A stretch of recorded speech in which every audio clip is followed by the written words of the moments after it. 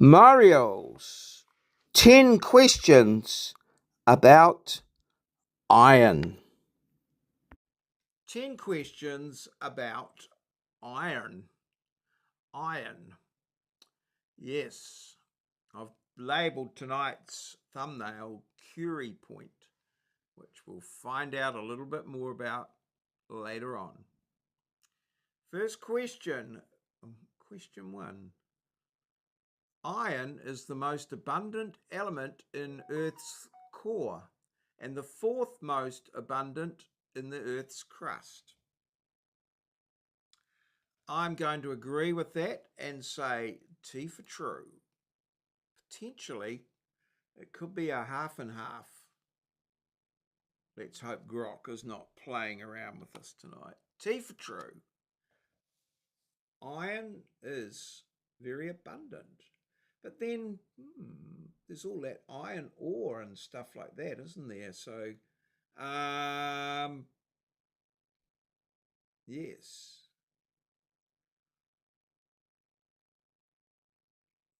Correct. Iron makes up 85 to 90% of the Earth's inner and outer core by mass. In the crust, it's the fourth most abundant element, approximately 5% after oxygen, silicon, and aluminium.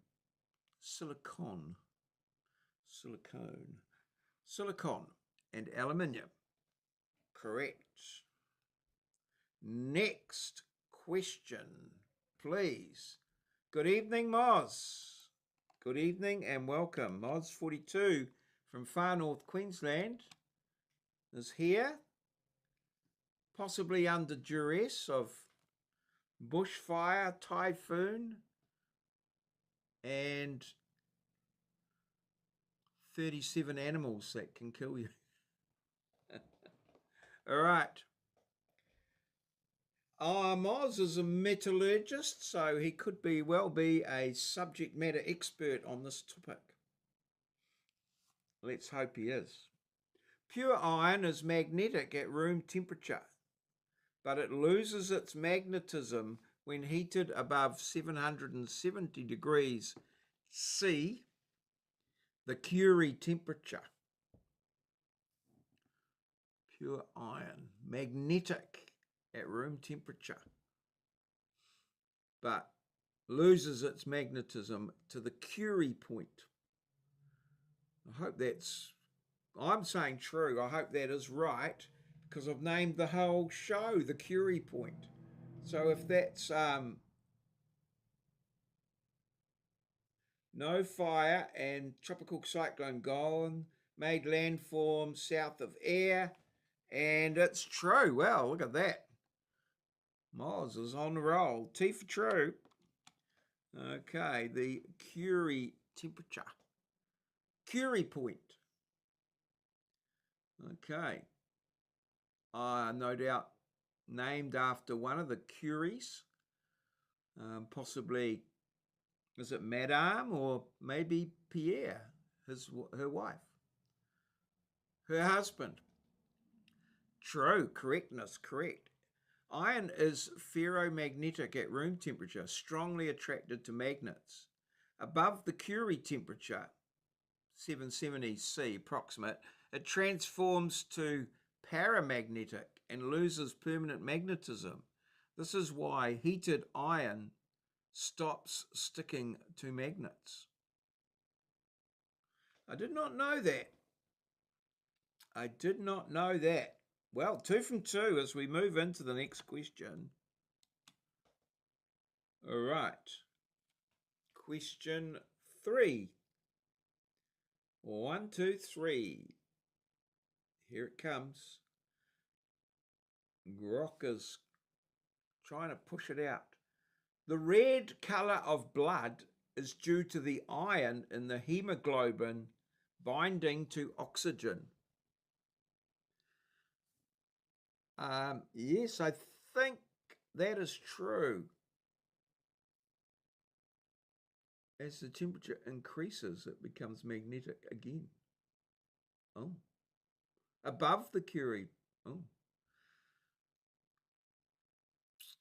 I believe this one to be true. I think Moz suggested that hemo actually, well, hematite, isn't it? Hematite is iron ore. So, teeth true. The hemoglobin that suggests iron. Right.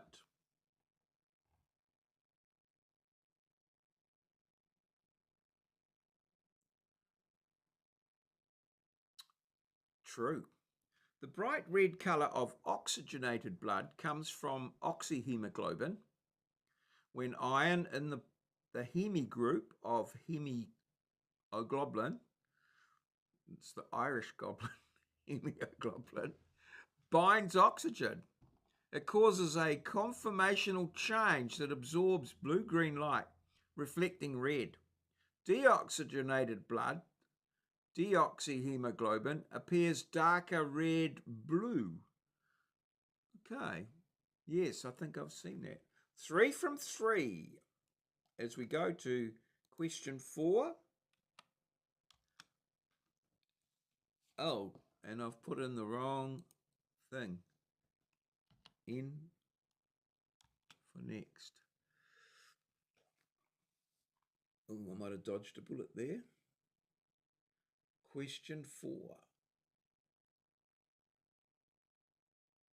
What's going on? Oh, it's gone to question 4. Q4, please.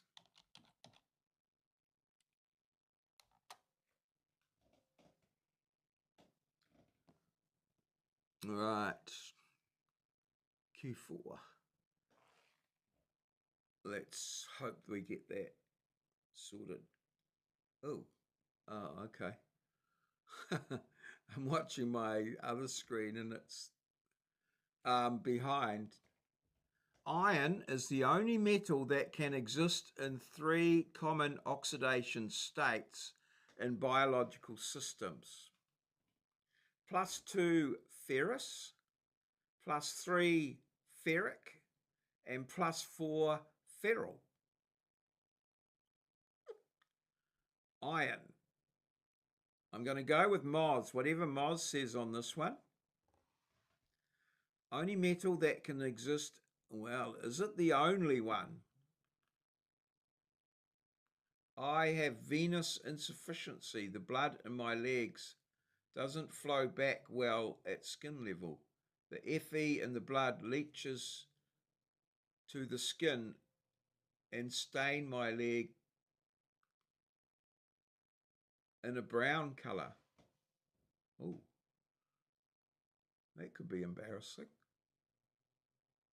All right. Oh, those sort of browny, yeah. Okay. Oh no, they're what they are they like the liver spots? No. I have seen that sort of browny colour in blood, isn't it? And bruising and that goes that yellowy.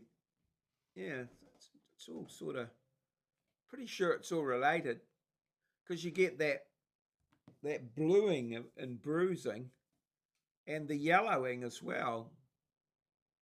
And the red, the dark red. Wow. Such a lot of science.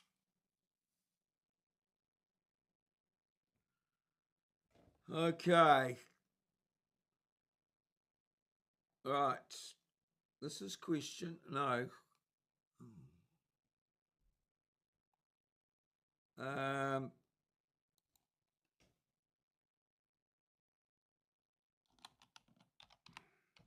Respond to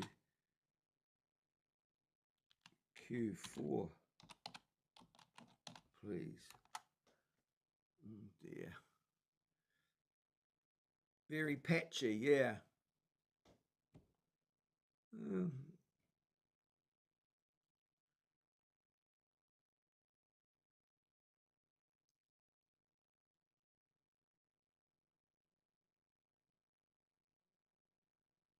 True or false? So we're going with true for question 4. And then we'll go to question 5, hopefully. I don't know that grok is lost. I think I've screwed it up. I put the wrong things. It's not all grok's fault. True. Explanation. Iron is unique among metals in biology because it readily cycles between Fe2 plus ferrous, Fe3 plus ferric, and Fe4 plus feral states. This versatility allows it to function in oxygen transport, hemoglobin, electron transfer, cytochromes, and catalyst, cytochrome P45 enzymes. No other metal has all 3 states in common biological use. Question 5. Okay. Next, not question 5. All right. I have to wear compression sock to keep it at bay because it causes... Oh, okay. All right.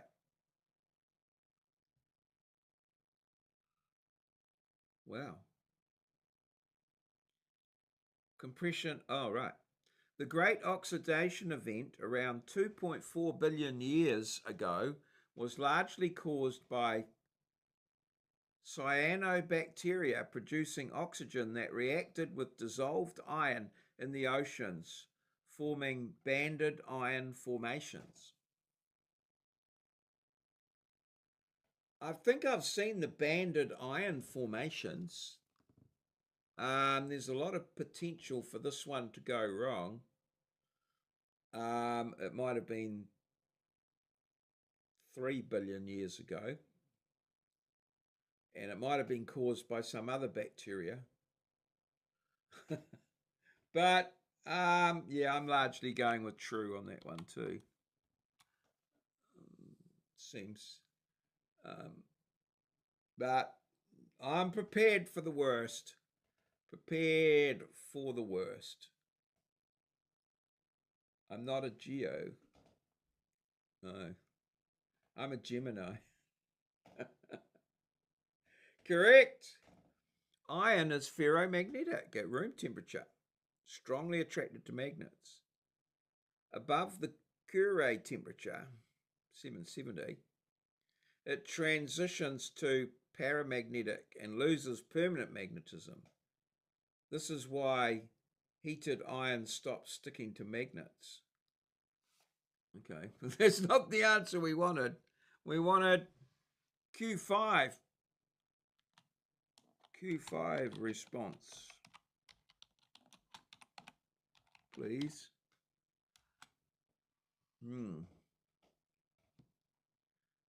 Right. Neither is grok by the sounds of it. Might not be a geo either.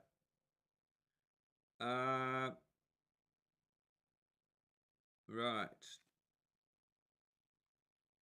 Okay. True is correct. The Great Oxidation Event, 2.4 to 2.3 GA, was driven by oxygenic photosynthesis from cyanobacteria. The oxygen reacted with dissolved Fe2 plus in the anoxic oceans, oxidizing it to insoluble Fe3 plus, precipitating as iron oxides and forming the massive banded iron formations, BIFs, bring back the BIF, seen in geological records today. 5 from 5. So we're batting above average tonight as we go to the next, which, provided grok is following the Arabic number system, should be question 6. But, you know, we live in hope. Here it is. Iron has the highest melting point of all elements in the first transition series, 1538 degrees C. Okay, highest melting point of all elements in the first transition series. Well, I don't know what elements are in the first transition series. I mean, that one's either true or false. So, what Moz says on this one,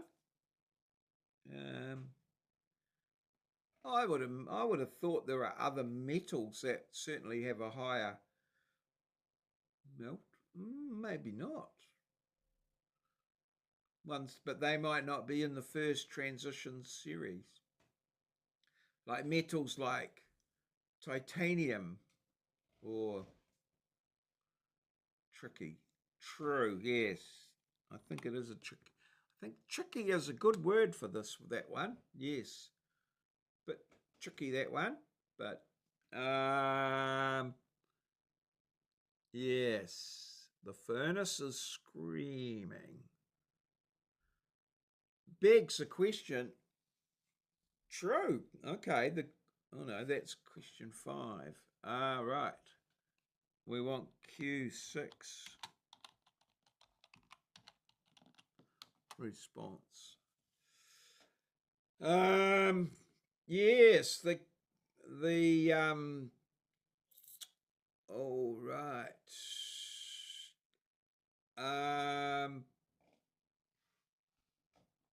Yes, correct.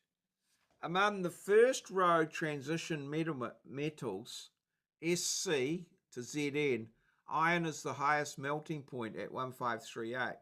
For comparison, titanium 1668 is higher, but in the second period of transition metals. Within the first series, iron beats vanadium 1910.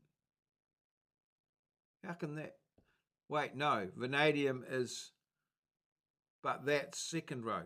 First row, chromium, vanadium, but iron is indeed high, but not the absolute highest. Wait, correction. Tungsten is the highest overall, but in the first transition series, chromium has the highest, not iron. Incorrect. All right. Holy shit. Grox. Iron's melting point is 1538, but chromium and vanadium in the same series are higher. Iron is not the highest. Oh dear. Right. Yeah, chrome. Yeah, it's just a question of we don't know the periodic table. Had I seen the periodic table, I probably would have said no. Next question, which should be question 7, but could be question 7 or any other question between 1 and 10. So essentially, like I said, tricky even grox. Yes. Oh, right. No. Say next for question 7. 5 out of 6 we've got. Yes, Grok was a little bit confused there. Sort of checking it all out.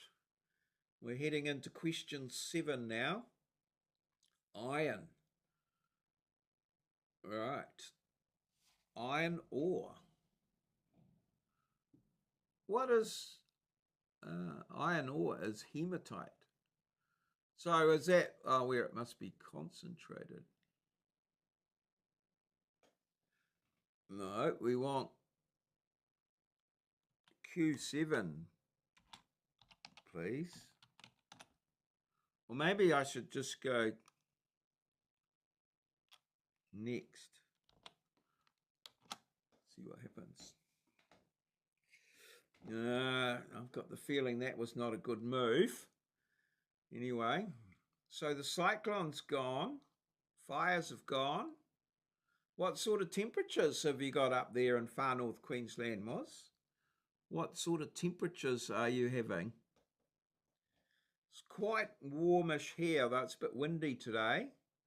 Probably in the high 20s, I would think. Um, Currently 15 degrees C and clear. Oh, here we go. Stainless steel is made by adding chromium to iron, which forms a passive chromium oxide layer that prevents rusting. Okay, I would say yes to that. Chromium. Does it form a layer? I thought it was a sort of a homogeneous.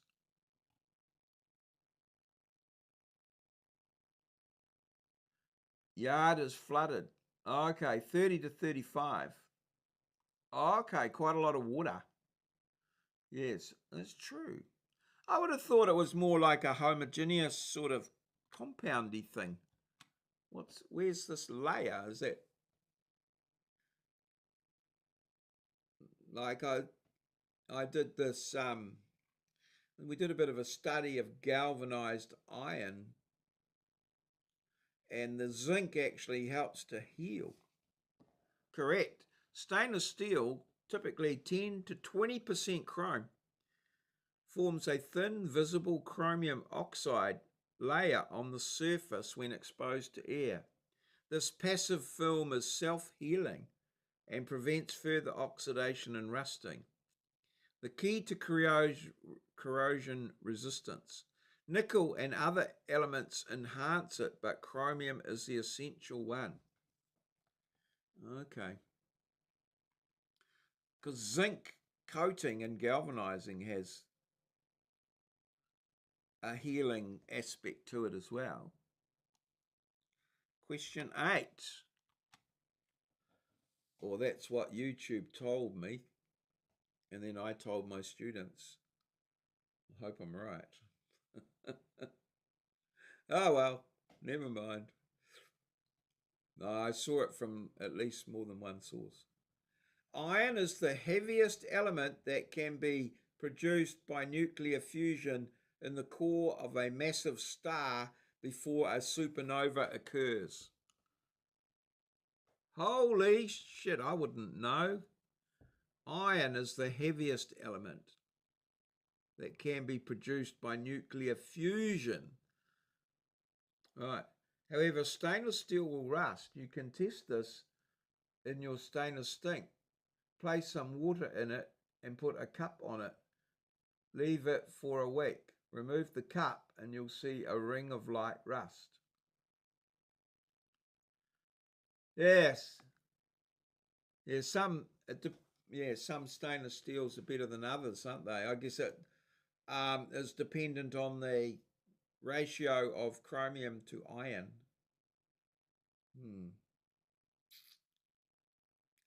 Yes. This is question 8. I'm going to go true, but I'm bit 50-50 on this one. Yeah, it's stainless steel. Right, what's Moz? I say true. What does Grok say? What does Grok say?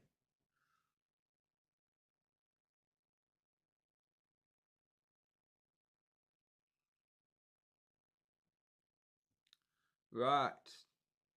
Not an astronomer. Oh, it's true. In massive stars, fusion builds up to iron 56, the most stable nucleus. Fusion beyond iron consumes energy rather than releasing it, so the core can't produce heavier elements through fusion. When the core fills with iron, fusion stops, the core collapses, and a supernova occurs, creating heavier elements via rapid neutron capture. Okay, there we go. Supernova. All right, next question. N for next. Question 9.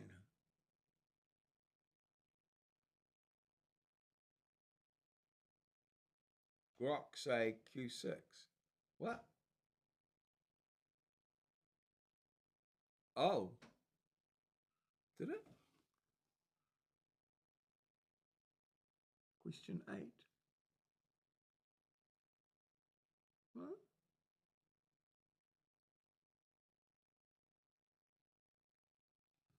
Oh, Grok said that in Q6. What?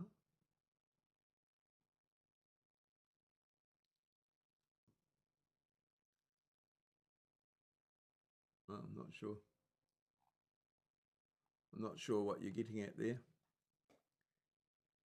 Oh, that's question 7. Oh, what's happened here?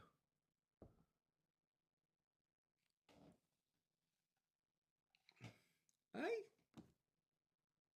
we should be up to question 9. Oh, right.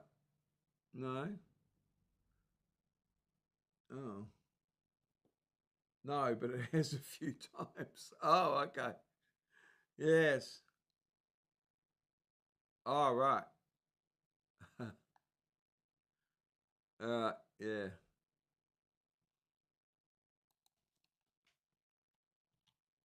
Q9,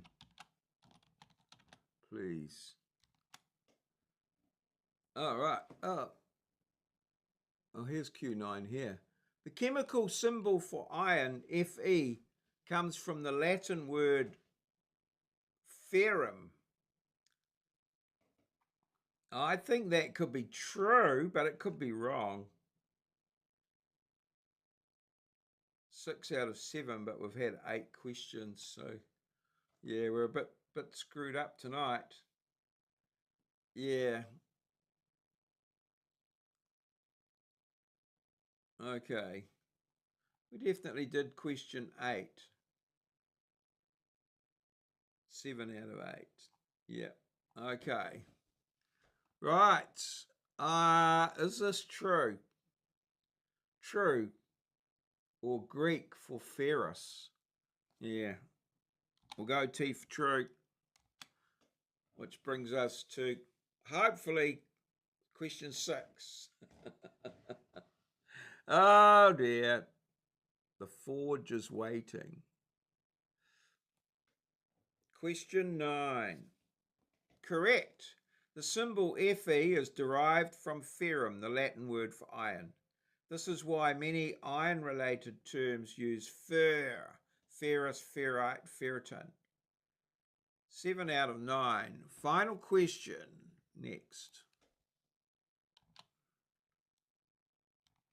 Okay.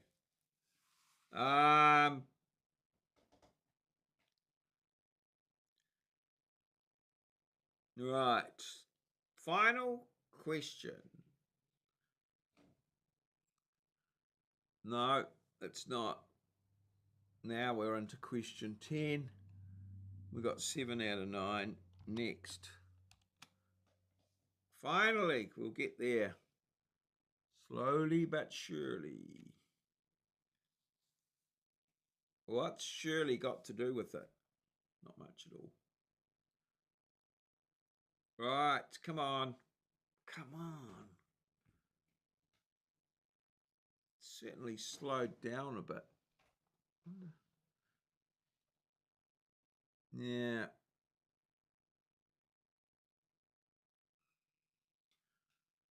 Question 9. Oh, here it is. Iron is essential for life because it is a key component of cytochromes in the electron transport chain, allowing energy production in mitochondria. Well, I'm saying T for true. Seems to be a large part of the blood. Whether the explanation has got some BS in it, I don't think we've had a false one all night on this one, which I think is, yeah, I think Grok tends to go down that track with the medical ones, but for for fear of it giving out false information. But yeah, who knows? True, correct. Iron in hemi groups of cytochromes acts as an electron carrier in the mitochondrial electron transport chain.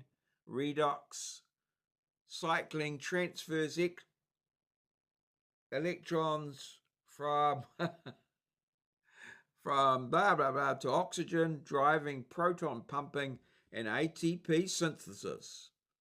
With iron, cellular respiration collapses. 8 out of 10. You mastered core abundance, magnetism loss, blood color, biological oxidation states, great oxidation events, stainless steel, supernova fusion limit, and iron's Latin symbol. The melting point trap and one other cooled off your perfect run. The forge kills, but the knowledge still flows white hot. There we go, ladies and gentlemen. Challenge. I think we only got one wrong because Grok didn't know. Yeah, possibly.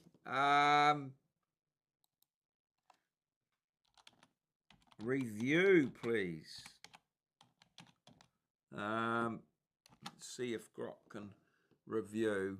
See what he says. Yeah,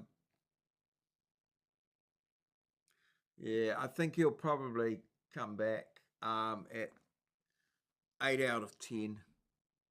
Definitely. Yeah. Oh, he's going through them all. Oh, holy hell. 8 out of 9. 9 out of 10.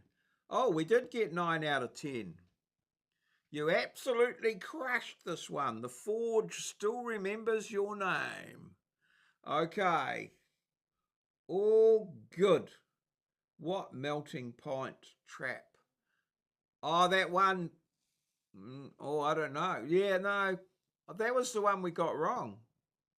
That one about the melting point, not the highest. That one that Grok ummed and ahed about, we actually got that wrong. Yes, yeah. Okay, this has been Mario's 10 questions about iron.